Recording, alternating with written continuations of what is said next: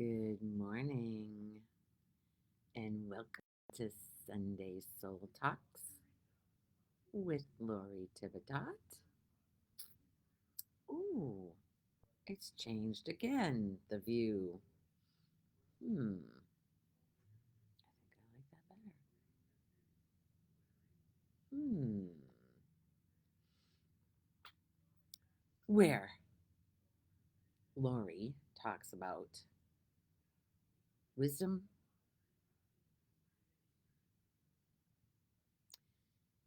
that she seemingly has acquired through pain. Actually, let's go there. You know, anything that you're going through, seemingly, that your character, your little me, is going through,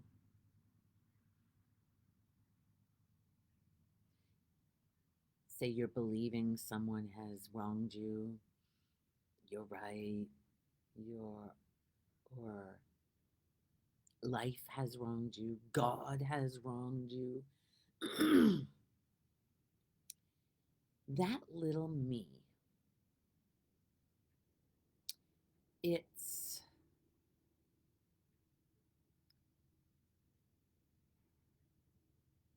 that little identity of a me is attached to feeling like a victim of life. And it will blame anything and everyone for how it's feeling. God, life has done this wrong.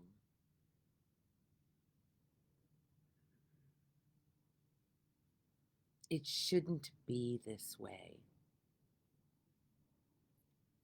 And if there's anger towards someone else or something else or even God for what's going on here,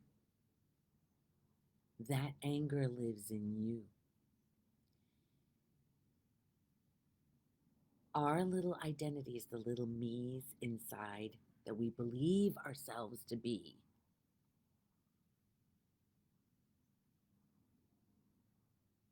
its favorite position is I'm a victim of life. Poor me. This hurts.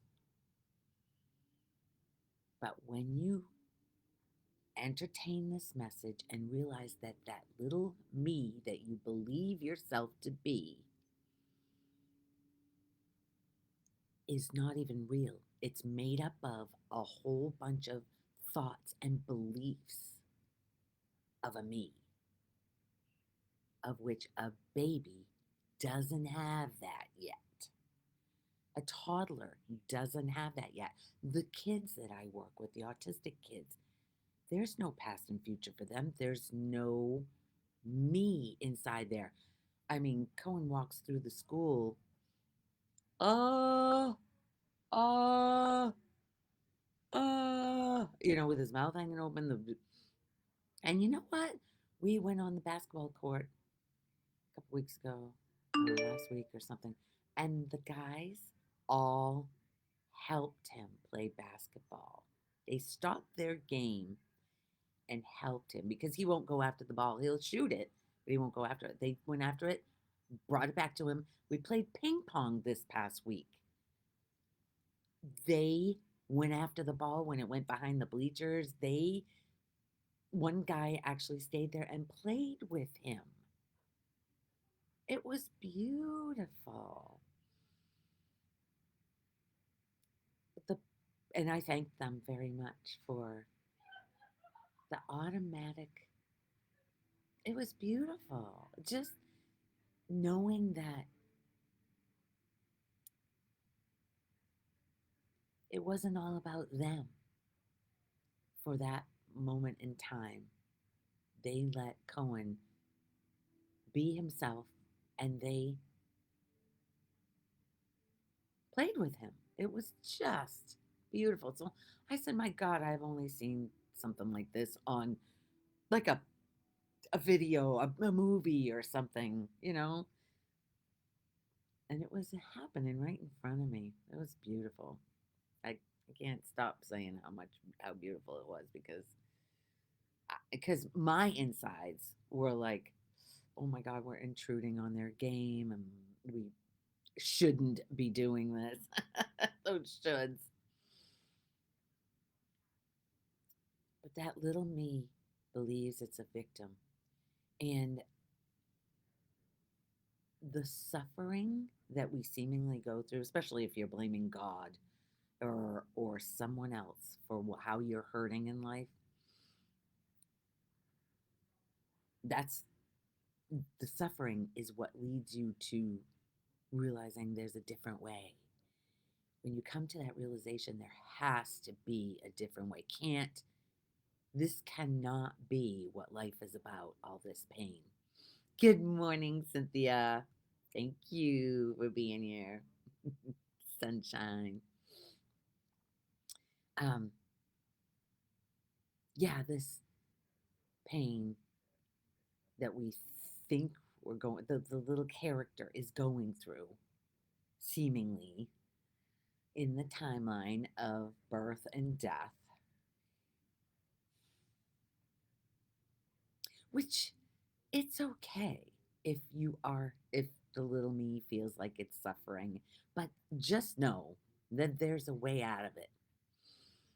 You don't have to go through the suffering, or if you can keep in the back of the mind the a one thought, this is this suffering is not in vain. After the scam, when I was, or even when selling the house and all the stuff was going effortlessly, I knew all the pain and suffering this body went through from the thoughts of I'm losing. You can't lose anyone or anything. That's the attachment of whatever you're attached to, whether it be a human or a thing in this world. You think you need that. The little me's think they need this for love or joy or whatever the good things in life are. But there is no good or bad things in life. It's just what is. And if you look at it like that, the little me doesn't, it's going to need any attachment that you have. It's painful. On the deepest level, it's painful because it it the Lori character believes it has to have it in order to be okay. But when that starts eroding and you start realizing that the you are love itself, what you really are, that spirit, that whatever the energy that moves this, whatever that is, doesn't need a damn thing in this world. Not a person, not a car, not a doesn't money, it doesn't need anything. Drugs, it's okay. It's That's what being is. Just being. No separation from this being. When you say being, there's nothing opposite of being. Just be. And we've forgotten how to be because we've built up this little ego, this false self named Lori, Cynthia, Margie, whatever you name it, that's a label. When you label me, you negate me. When you label me, whatever, even a name. But that's how we go through this life. That's how, I mean, of course, you're going to have a name, but you don't have to be identified with that name, that little character that you believe yourself to be inside is just a character. It's just a made up bunch of thoughts or storyline of somebody. And life is hard. It's only hard when you're believing you're me. That's it's only hard then. It's only painful then. If you want to see beyond the pain to who you really are, like when dad died and that body was still there, but he was gone. Hmm. Hmm. Where did he go? He was gone. That essence, that aliveness, where did it go?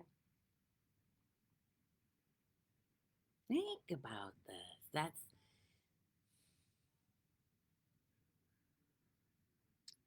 Don't think about it. Feel it. Feel what this message. I actually wanted to look up the definition of non duality. Hi, Alicia. Merry Christmas. Look at all. Do you have snow yet? That's my chat GPT.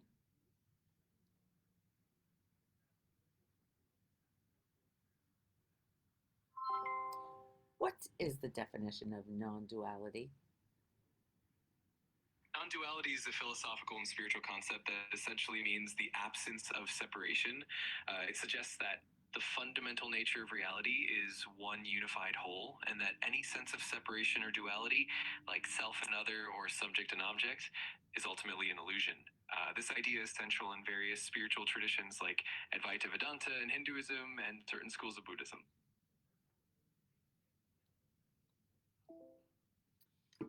And it's whenever I feel, yes, today, finally. There's a lot of snow in Maine and it's still coming and it's been cold. Next Sunday, actually, next Sunday I won't be here. Oh, I forgot. We're flying up Sunday morning at 7 a.m. That's right. I'm not going to be here next Sunday, right before Christmas. So I wish you all very Merry Christmas. I'm very excited. Yeah, it's softening, Alicia. The whole Christmas thing. It's softening. I'm feeling the joy of Christmas. You're probably jumping up and down like just like I was last week or when you said you are grateful for the 25 years you had with your son. Ah, I'm sure it's the same feeling. Yay. Yeah, I'm excited because I got actually because okay, my issue has always been about the gifts because I don't believe Christmas was meant to be. That's all commercial Christmas. I don't believe Jesus meant for us to. I mean, okay, it is a beautiful thing to give gifts, but being obliged, I like to give gifts when I think of it, get something for somebody when I think of it, not set up for a day. So that was my thought process before, and now I'm seeing I got the kids something that I'm really excited for them to have, and I know they're gonna like it, and that feels good. Hmm. So the kids, the grandkids, I should say, because the kids, I don't know, I don't know. Christy's birthday's on Christmas. I think you told me that before. Wow. So you can celebrate Christmas.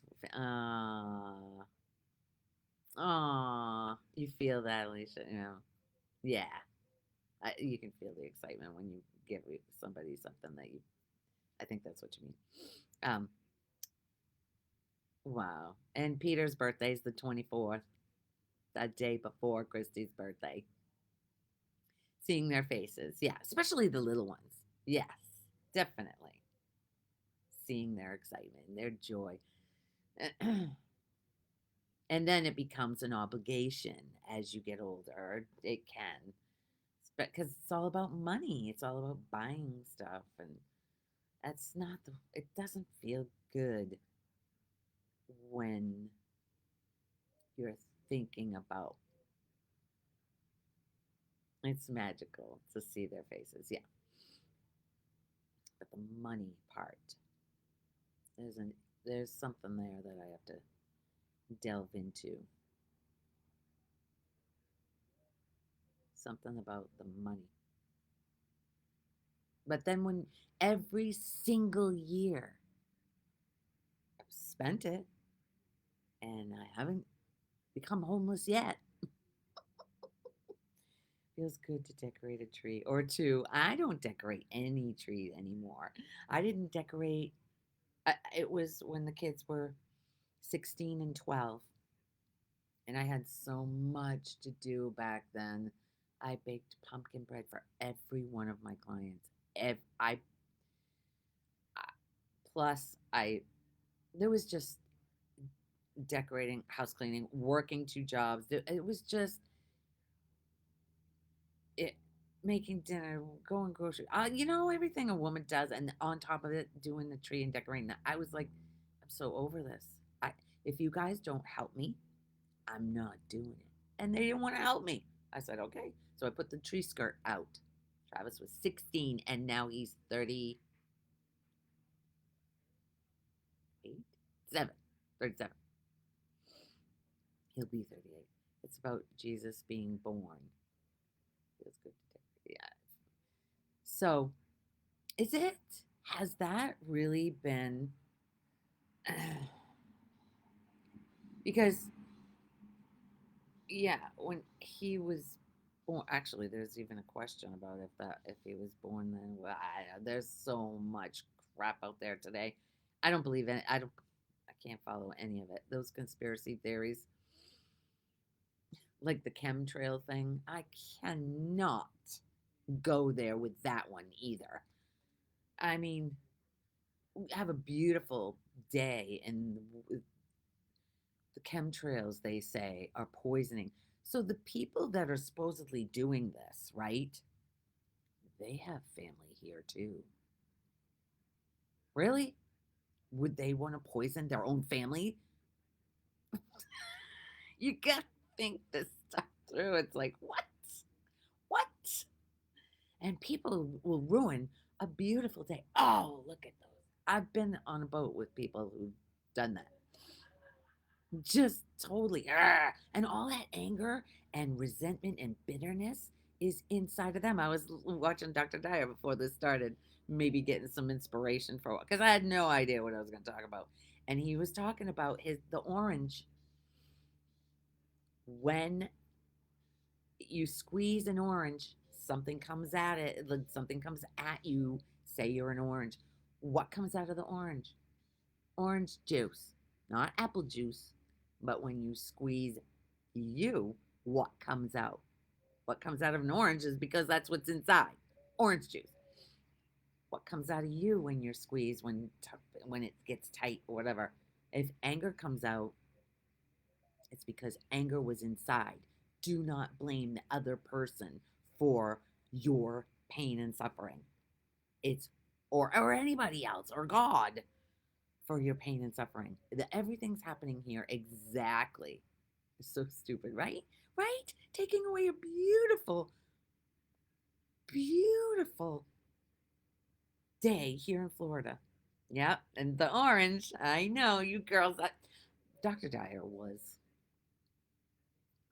still is. I just hear his voice, right, Cynthia? I hear his voice, and it's just so soothing. He just was a pioneer in this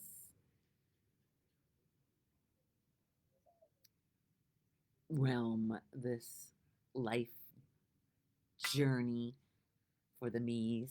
He just showed a different way to be.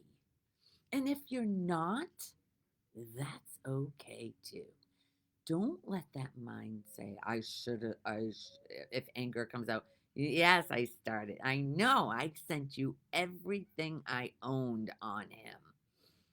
All his CDs, whatever I had, I sent you a whole box because I knew I could still get it on the internet. Plus, I had listened and listened and listened and listened. I mean, the kids. I listened so much to that man. He just spoke to me on levels I, I didn't even know I had those levels. Those levels were inside. I had no idea. He just, you can feel the truth in what he's saying. And it has nothing to do. Okay,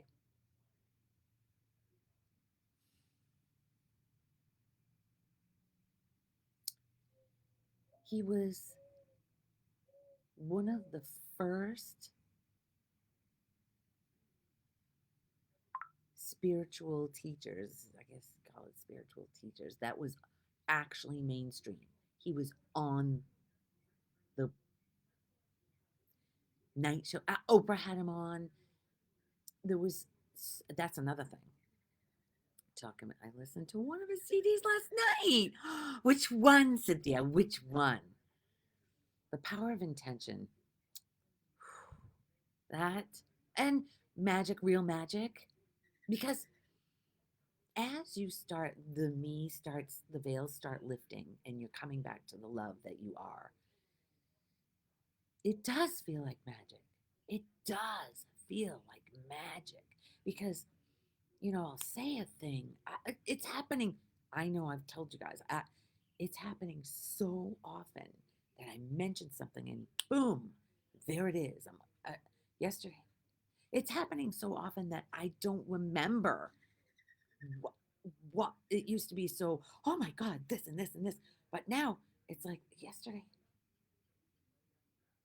Gosh, I said to Peter, I said, we just were talking about this hours ago, and uh, it's freaking magic. It really is. But when you're believing you're this me, this identity of me, Cynthia, which one were you listening to? Uh, I'm really, I really want to know. Um, this me. Good morning, Margie. Good morning. Thanks for being here. um, this little me doesn't have any idea of the love you are. It's love. What it believes love is if you are a certain way, I will love you. I need your love. It's so needy. Like the essence of being in balance. What? What? I don't know that one. Wow, I'm gonna need to look at that. There was a bunch of years that I got into the non-duality thing, so I drifted away from Dr. Dyer for a while, for a good chunk of time. But I think the balance of the non-duality and his teachings have was a great balance for me because he puts it into words of those 6 CDs. Wow, wow, wow. Yeah, his voice, so soothing. So, um, shoot, I just had so many thoughts going on. He put the words easier because non-duality is just there is no separation. There's no two. And actually, Jesus said something about 2 horses. You can't ride 2 horses, and that's basically what I'm seemingly riding 2 horses because there were some times where it's so magical. It's like the oneness. I feel the oneness, and I know that that other person is me. Hi, Melissa. I know that that other person is me, and then there's other times where it's not. But when somebody is hitting something inside, that's when I know to take a breath because they are me. What am I to learn here? What am I to see about myself? Open. Melissa, we had such a good time last night. um, my girlfriend, well, Christina, and I went to Melissa, which is Kyle, my nephew's girlfriend. We went to her sister's house and watched the Taylor Swift. It was Taylor's birthday yesterday. She turned 36. And Melissa's sister, Lindsay, is a die-hard Taylor Swift Swifty. She's big time.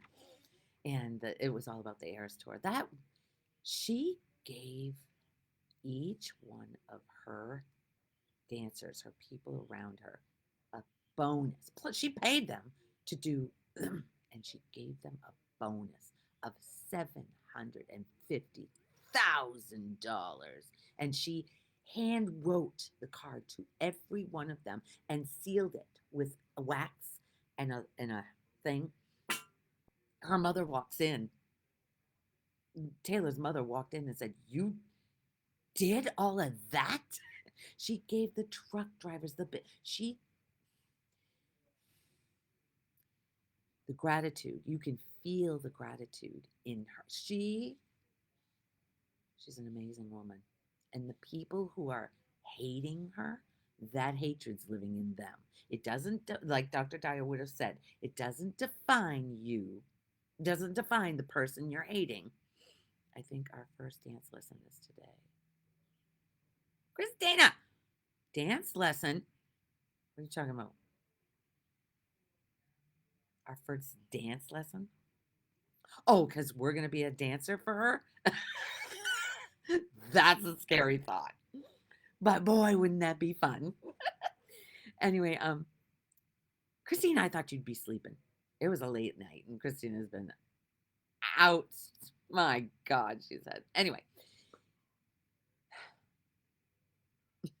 there I go off the. Anyway, yeah, Taylor, I am so amazed by that woman and how even her and Travis say what you want, but the two of them they're doing a project that's housing people.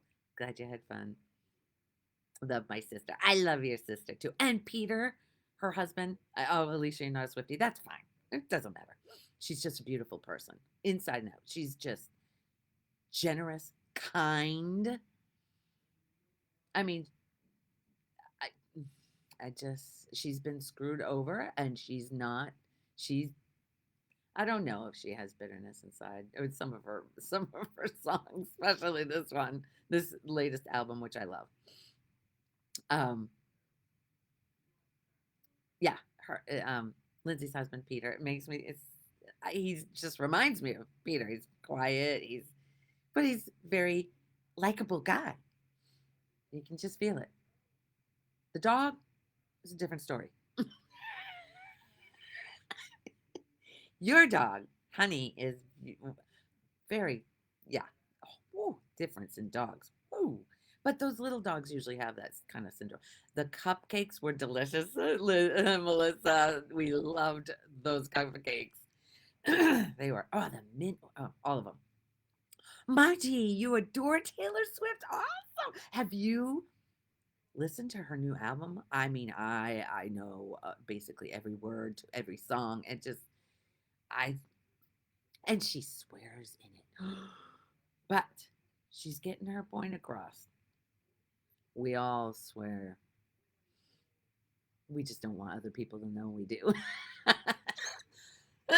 Actually, even my kids, the kids at the school, I'm done at the school now. I don't know what. I love that you love her, Margie. I do. I mean, just the fact that these girls, oh, we're talking Melissa's, weren't those cupcakes so fun? They were, and they were made by Melissa. That was so cool that it said Melissa on it. Um, but just the fact that you girls, the girls, we're talking Evelyn is 9, and Grace is what, 20? I think she's 20, and Lindsay was 43. I think wanted us old girls with them. We had so much fun. It was awesome. So the pizza was awesome. The crazy bread. She's human with a good heart. There you go. That's exactly, and that's what Ellen used to say. Oh, that's another one that's conspiracy. Ellen, the teacher where I was at Gwen, she says, Ellen, she's got some horrible story about Ellen. I'm like, I don't. I'm not going to believe it. I'm not believing anything that she says. Because Ellen had a good heart. You don't give away what she gave away and not have it. Okay, everybody has a bad day. Yeah, she did. It was 10:30, I think. No, no, no. It was after 10. It's a quite a drive from our place. So yeah, it wasn't 10:30. So it was just after 10. Yeah, Evelyn had a great time. It was so much. Oh my god, we just had a good time. A great night. So yeah, believing that Oprah. I've heard this. I don't know exactly what the stories are because I don't. I half listen. And when she told me, when Gwen told me about Ellen being horrible, she had some stories, and I don't even remember them because I didn't let them in. Ellen is not a horrible person. Everybody has their days where they lose it. I've lost it in the schools. And so there's still anger inside. When the kids aren't listening to me, it's total chaos. And I see other kids that are just like over it. The kids that are trying to, but I'm going back to teaching in the regular, I think. I don't know where I'm going to be Monday. I'm back to that. Not knowing where I'm going to be, what's, what grade, nothing. It was kind of neat knowing, but it's also neat not knowing. That's what I'm realizing. Not knowing where I'm going, who I'm going to be with, where the room is, what grade, not knowing anything. Getting comfortable with that. Can you even imagine that little me is like, ooh. I just know that I'm meant to be exactly. Life puts me where I'm meant to be. All of us. Like wherever you're at, and the inside the little me is going, I don't want this, I don't want this, I don't. When you surrender and realize you're there is no mistakes here. You're meant to be exactly, even if it's like where you're living, girls, where you're living. Melissa, I could say that to your sister too. But she has her place up there now. So, anyway, if you're hating where you're living, that hate is living in you. You are exactly where you're meant to be for you. You're not a victim of it. You're not a victim of life. Period. And whatever's happening, whoever is in your life is meant to be there. Who's out of it is meant to go out of it. Whether they die or they move on or whatever. It's meant to be. There's no attachment to anything. When you're attached to a person, place, or thing, you're going to suffer. Period. And it's good, including your kids. I've completely let my kids go. What happens? I mean, I'm not saying that if something terrible happens, something seemingly terrible here happens, like say one of the boys, oh my God, I don't even think about it because of things that are happening when I say it now. I say one of them passes away. I don't have any idea what's going to happen here, but I cannot argue with what is. If it's happened, I cannot wish that it didn't because that's arguing with what is. It's what is when you surrender to, okay, this is what it is. Breathe and be here now, which is all we've got is now. Past and future is gone. There's only now. And in the now, that's what love is. I'm coming back to the beginning because we're taught to believe, especially us women, as the whole romantic thing. We grew up with Disney. You know, you attract the handsome prince and then you live happily ever after. Do you know anybody who's lived happily ever after? Even Taylor Swift. She might, okay, she might be in a relationship right now. She's even in her latest one of the songs says, I thought I had it right before, but I was wrong. I did not. This can still happen with Travis. You have no idea what you nothing outside of you, not a relationship, not a thing in this world will ever get you to realize the love that you are. It's not going to. Well, unless you Okay, unless when there's an argument or that's taken away and you use that suffering to realize that to come back to the love that you are, because that person is not bringing love to you at all. They have to be a certain way in order for you to love them unconditionally, no matter what they're appearing as. This has to be the toughest. When I first had the awakening back when I was 34 years old, in that heightened state of awareness, when nothing, things came and went, that, I mean, Lori was in situations where she was before, where she was very uncomfortable, but it wasn't discomfort. It was a surrendering in the moment to, okay, this is what it, and when I was with my sister, there was something that happened that she got very angry with me. Seemingly looked like I did something. And she was coming at me with anger. And I just said to her, actually said out loud, forgive forgive them, for they know not what they do. That whatever anger she was having towards me was all made up in her mind. We're not doing anything wrong here. No one is. You're not, and neither is anyone else. They're being exactly the way they were meant to be for your awakening. And you can fight it and say, well, he, well, she. The whole time, those three fingers are pointing back at you. So you can go inside and realize the love that you are. And when you do, when the people come at you with their anger, you can just, okay, okay, that's what it is. And you know it has nothing to do with you. But that little me is all about stories of I can do it wrong is the biggest story we're carrying around subconsciously. That mind is holding on to I can do it wrong because that's the message it gets when it's a child. So everybody is reacting. Everyone is reacting to I can do it wrong. And when you don't want to see that, you project it onto they're doing it wrong. But they're not.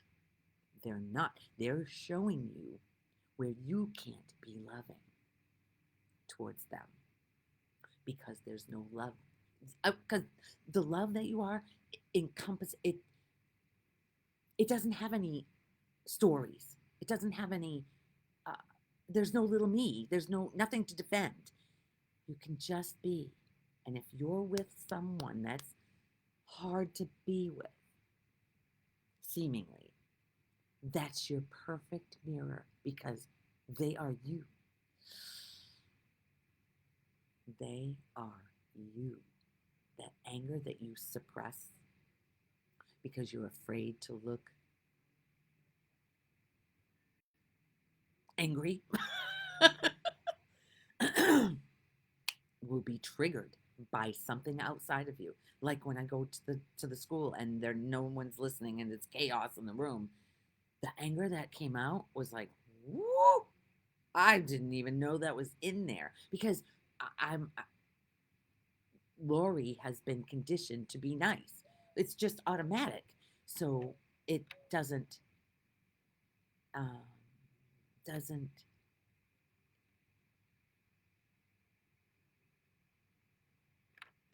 God, what's the word? It doesn't like being angry. It doesn't, but I can be angry with Peter. I saw a video this week that said, you can be nice to everybody else. Love you, girl. Have a fabulous time in Maine. Thank you. Merry Christmas, Alicia. I know you're going to have a great one, especially now that you got snow. Anyway, this video said, how nice are you? I don't care how nice you are to strangers or other people. How nice are you to the ones you love? How the ones you're with all the time, the ones that are closest to you. That had that was a big one. I gotta sit with that because sometimes little triggers. like this morning, there was the window. Peter shut everything last night, and it's a beautiful day. It's not stupid cold like it has been. Stupid cold. Maine is stupid cold, but we've had some 50-degree mornings, which are cold inside. So I've been closing things, but last night wasn't stupid. Wasn't 50. It wasn't. I don't think it got below 67. I think, which we can have the windows, and he closed them all. And so I didn't hear the birds this morning. Why'd you close the windows? I said, and he goes, "Well, so you wouldn't be cold." And I'm like, "But it wasn't cold last night." So we got into that. Hmm. Yeah.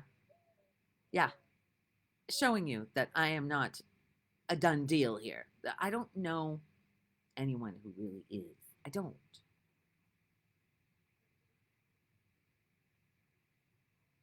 I wonder if Dr. Dyer actually was. I wonder. Only the people closest to him would know.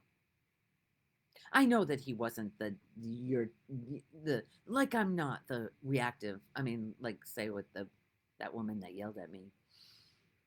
Seeing that love and compassion came out for her instead of resentment and bitterness when somebody yells at you, that's huge. But the closer it is, this is the breathing. Get back to the breath if somebody yells at you. Or if you're feeling anger and bitterness towards somebody else and judging them for doing life wrong, breathe, come back, because you're only hurting you. I'm only hurting myself with this, but you can also use that hurt. Use it. Okay, what am I thinking and believing right now? Why am I not feeling love right now? What is this to teach me right now? Show me. I use mom and dad all the time. Show me. Because I, so much gratitude. I can't even. The gratitude for mom and dad is off the charts. So, still, I mean, the grief thing still hasn't been a thing. And it doesn't mean I didn't love them because they are me. Mm.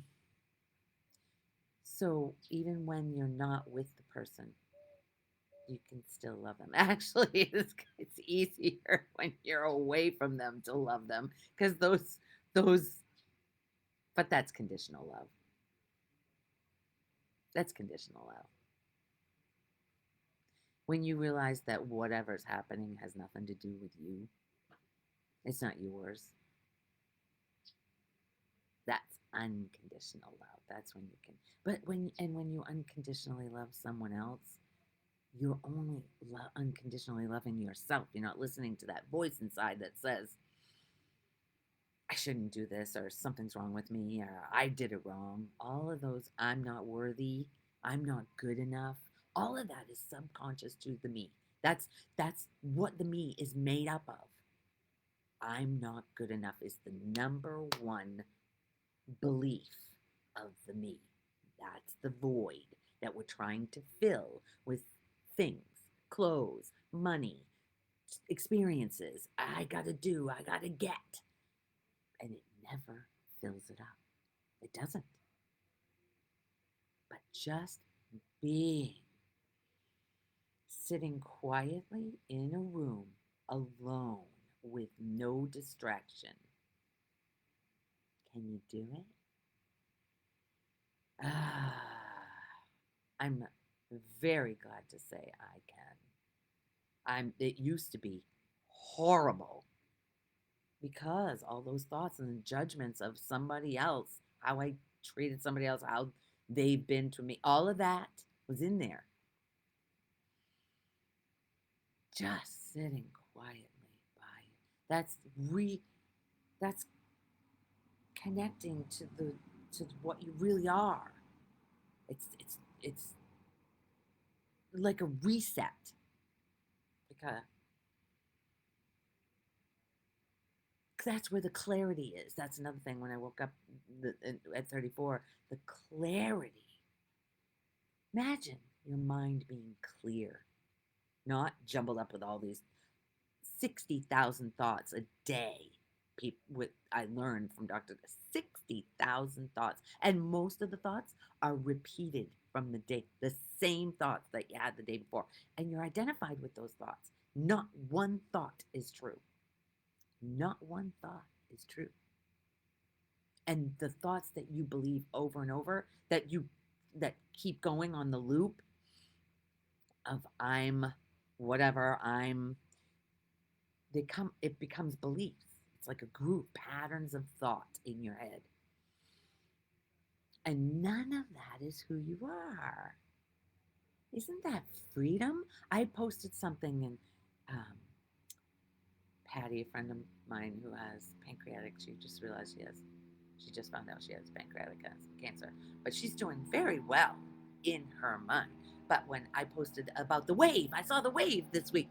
It was, oh, and I turned it into a reel. That wave that I always say we go back into the ocean. And she said, "Do you mean? What do you mean? I'm nothing?" It says, "When you die, you become nothing." And then the little wave says, "Pretty sure I just become the ocean again." So, like I say, the ocean is the love. We are a temporary wave and we go back into the ocean, which it does. The little me literally is nothing. It's nothing, but it doesn't want to hear that.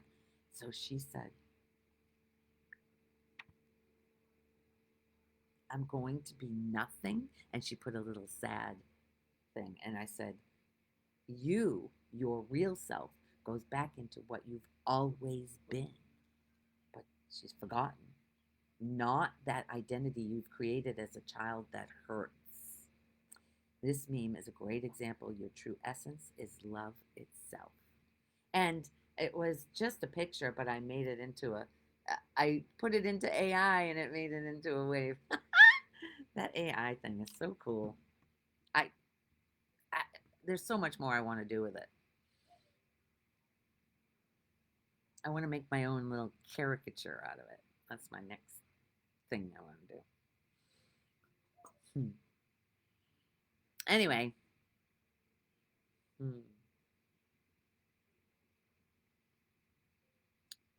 I think that's it. Seems like it's dried up unless anybody has a question. You guys never have questions. If anybody ever has a question, type it here. I look at it every day, see if there's somebody underneath that's commented. Plus, I put it on YouTube. Lori Tivitot is. There's no other Lori Tivitot. It's on YouTube if you want to revisit. What else? We're going to go for a walk today over the bridge that Peter and I biked last week. Gonna walk over the bridge.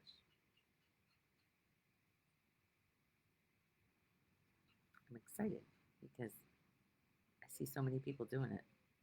I haven't walked it. All right.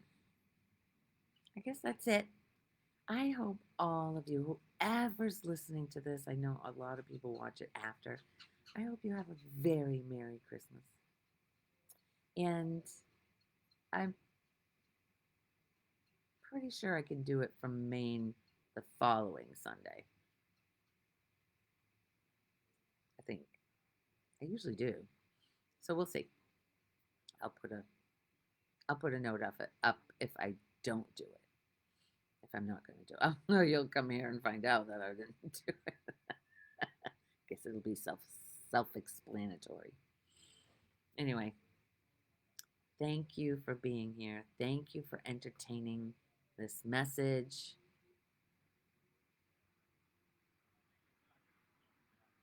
And I love you. Each one of you. God. And when you love someone, when you feel it in your heart, feel that love. That's the best. Of course, Margie, we're going to come see you. It won't be the Sunday when we get there because the party is we have to stop at Costco, get some things and be at the party, but we will make it a point to go see you. I'll be texting you. Thank you, Cynthia. I love you guys. Until next week. No, no, 2 weeks. Have a good couple of weeks. Bye.